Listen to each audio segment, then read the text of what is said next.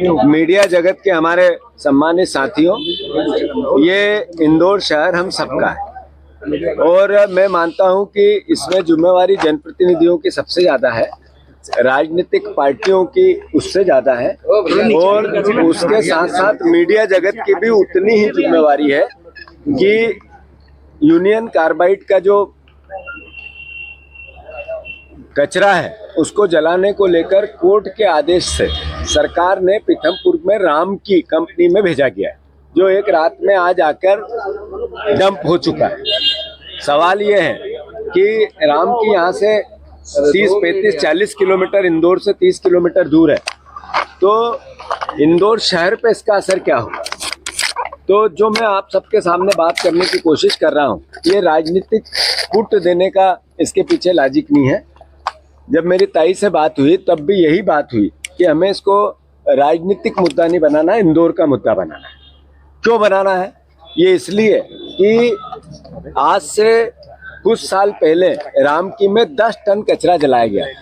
अगर आप प्रत्यक्ष रूप से रामकी के आसपास से 6-7 किलोमीटर के रेडियस में जाके रिपोर्टिंग करोगे तो आपको पता चलेगा कि वहाँ फसल जो 5 कुंटल होती थी वो 1 कुंटल होने लगी। जो पानी था वो पीने योग्य नहीं बचा ट्यूबवेल का। जो असर होना था 10 टन इसलिए जलाया था कि इसके असर को चेक करना है, तो असर हुआ।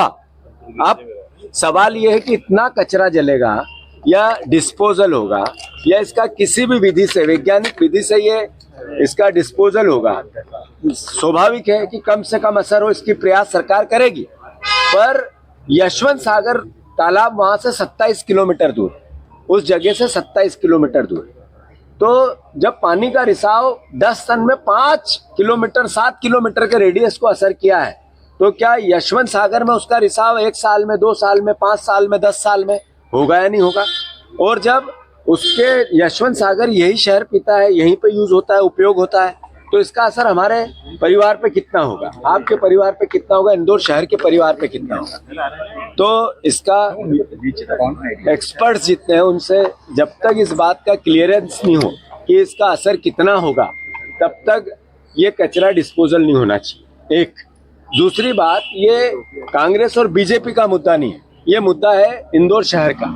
इसलिए मैंने ताई से आग्रह किया, मैंने और भी जनप्रतिनिधियों से बात की, सारे हमारे जितने बीजेपी के आज चुनाव जीते हुए परिवार के साथी हैं उनसे भी कई लोगों से मेरी बात हुई और सबसे मैंने आग्रह किया कि इसको आप लोग आगे बढ़ के इसको थोड़ा डील करो। अभी मुख्यमंत्री जी ने भोपाल में इस पर अपनी बात रखी है और उन्होंने कहा कि हम जनता को समझाएंगे कि इसका असर नहीं होगा।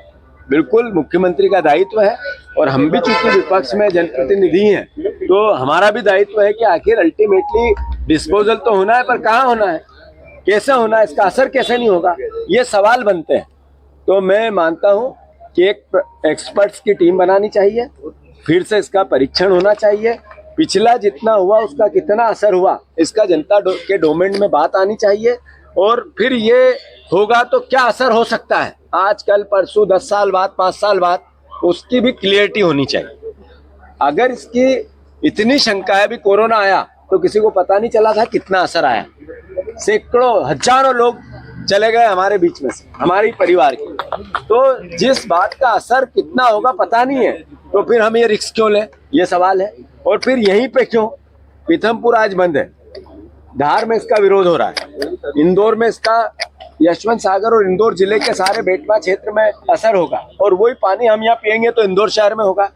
इसलिए मेरा सारे मीडिया जगत के साथियों से आग्रह है, आप लोग भी इसमें बढ़ चढ़कर हिस्सा लें। ये कोई राजनीतिक मुद्दा नहीं है, कोई कांग्रेस और बीजेपी के हिस्से से हम सवाल खड़े करें, अभी वो परिस्थिति नहीं है। मैं मुख्यमंत्री से आग्रह करता हूँ कि आपका इसका निष्पादन का क्लियरिटी करके लोगों को अंडरस्टैंड करना, समझाना आपका दायित्व हो सकता है। आदरणीय कैलाश विजयवर्गीय जी वहाँ के प्रभारी मंत्री है, वो धार में जाके समझा सकते हैं। आप यहाँ के प्रभारी मंत्री हैं, यहाँ पे बात कर सकते हैं, पर जब तक ये कचरा डिस्पोजल की प्रोसेस चालू नहीं हो, आपने डंप कर दिया एक रात में, जो गलत था। एक रात में डंप करना गलत था क्योंकि वहाँ विरोध हो रहा था। मैं खुद भी गया था, ये पूरे एरिया में मैं खुद घूमा था। वहाँ आज जो बंद है इसमें भी हम, मेरे भी निर्देश थे कि बंद करा।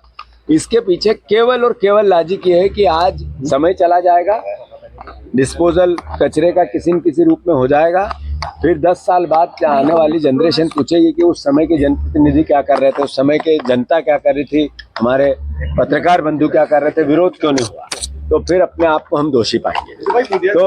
तो ये आप सब भी इसको राजनीतिक मुद्दा नहीं बनाना है, ये इंदौर शहर का मुद्दा है। इस ना हुई थी 84 में ये भोपाल गैस ट्रेजेडी। भोपाल में तो हालांकि हम तो कोई भोपाल में नहीं थे, मगर जो भी अपने लोग थे वहाँ पे और बाद में भी मालूम, तो बहुत भयानक चीज थी वो सब, किसी को मालूम नहीं था क्योंकि कि उस समय ये what is this chemical, what is क्या उसका असर हो सकता है ये नहीं मालूम।